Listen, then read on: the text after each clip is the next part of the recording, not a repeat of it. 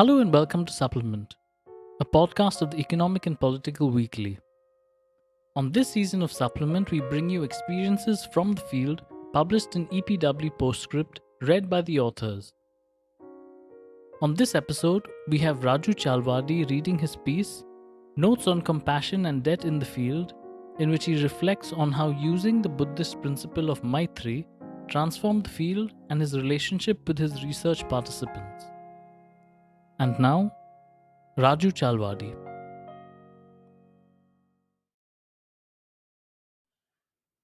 Notes on compassion and debt in the field.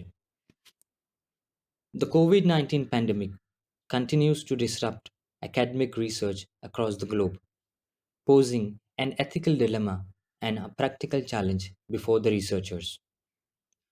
How to not compound participants' heightened vulnerability while also not stalling one's research.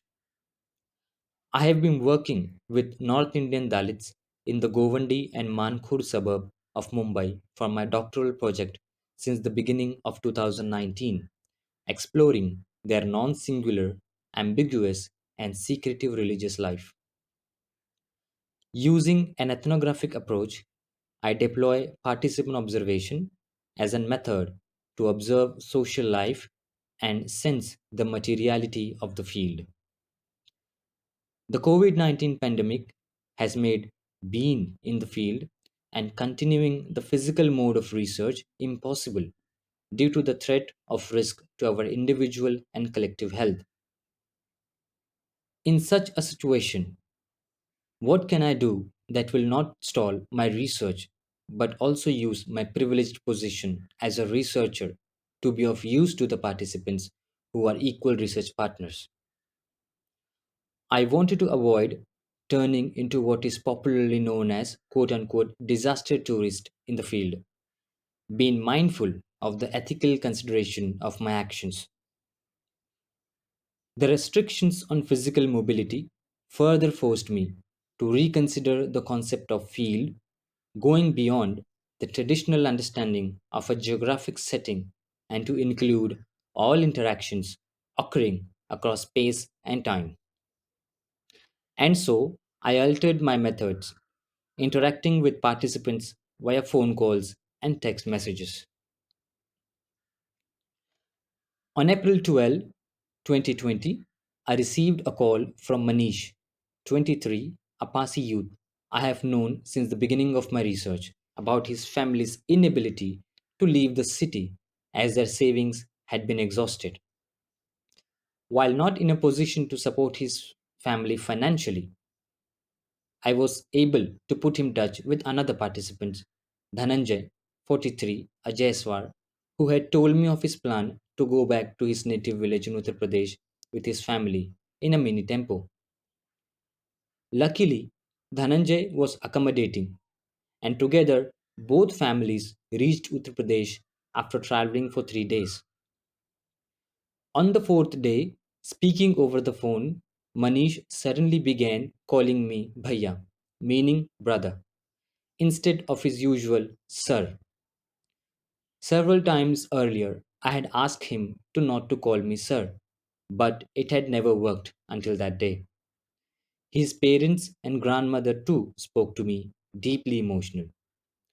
Back in Mumbai, almost a year later, he had brought sweets for me from his village. Now, whenever I visit Manish's home, his mother does not allow me to leave without having tea. He calls me Bhaiya now, a term now filled with affection and brotherhood. I've known Harsh, 26, a Valmiki, since the beginning of my fieldwork in Mankhurd, a community contact for the research. I have been guiding him for his higher studies. Before the lockdown, we regularly met whenever I visited his locality. In June 2021, I learned through Harsh's WhatsApp status that his father, Badelal, had been admitted to the hospital for breathing issues. I immediately rushed to the hospital and continued visiting his father regularly at the hospital for 2 weeks. His family did not have any savings to pay the hospital bills, And so, with the help of a few friends, we raised fund for Badelal's treatment. But unfortunately, he died due to a cardiac arrest. Badilal was a peon in a government bank, and his job was possibly transferable to his children. Harsh informed me about this, and we met the bank officials several times. His mother asked me to be with their family to fill the nominee form, read out the terms and conditions of getting and maintaining the job, and finally to suggest who among her four children should apply for the job. Due to the fear of contracting COVID 19, many of Harsh's relatives and neighbors did not visit Badilal in the hospital. For their family, the fact that I, quote unquote, risked my life by visiting the hospital daily during COVID 19 times was enough reason to elevate me from the status of a researcher to a family member who could sit in on personal conversations and have a say in family matters. Practicing the Buddhist concept of Maitri, meaning fellow feeling, with the participants during extreme psychological and physiological distress was the core principle of my engagement in and with the field. The universal application of Maitri can address the power relation in the field across space and time. Maitri allows the possibility of reordering the hierarchical power relations in the field through the practice of compassion and common welfare. This may further build confidence among the participants in the researchers, building a common ground and solidarity for collaborative research based on equal partnership and a long term relationship in the future, independent of research. My positionality and the trust it generated developed a sense of confidence in the participants to reach out to me freely. These mutually evolved and constituted social relationships ultimately transformed the field for me, as well as my relationship with the participants in the field. Further, my caste positionality provided me with certain epistemic advantages, most importantly, of being able to freely interact with the participants during distress and develop the trust that I, an quote unquote educated insider, would work with honesty and compassion, helping them navigate the challenges of the pandemic. My engagement was appreciated and opened up conversations about how our people should and possibly could help each other rather than being dependent on the government for welfare in post COVID-19 world. Now, I do not interact with participants only for my research. The affective dimension has changed from simply being a researcher in pre COVID 19 times to now also being considered a part of the family. Emphasizing care and compassion could limit the exploitative nature of conventional research work, where a researcher's purpose in the field is limited to their research motives.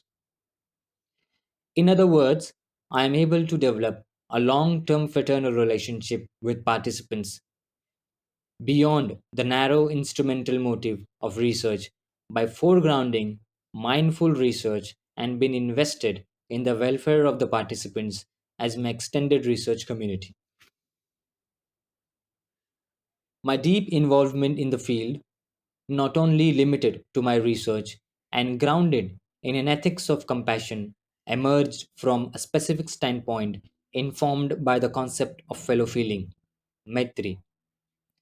It has made it possible for me to hope for and imagine a future that not only bridges the gap between the researcher and the researched, but also nudges us to take the ethical responsibility of foregrounding our participants' welfare at all times, especially during the time of distress. Researchers build their intellectual career by being among the participants and collecting information about the participants' lives without necessarily making positive changes in their lives, often an exploitative one side relationship. This becomes a debt, an intellectual debt that researchers owe to the participants. And the only way that it could be paid off, at least partially, is by working for the welfare of the participants during and post research, building a sense of community and disrupting the artificial hierarchy and distance between the researcher and the research. Thank you. That's it for season 2 of Supplement. To listen to all previous episodes, as well as our other podcast, Research Radio, head over to epw.in/podcasts. To experience all that EPW has to offer, head over to epw.in and subscribe today.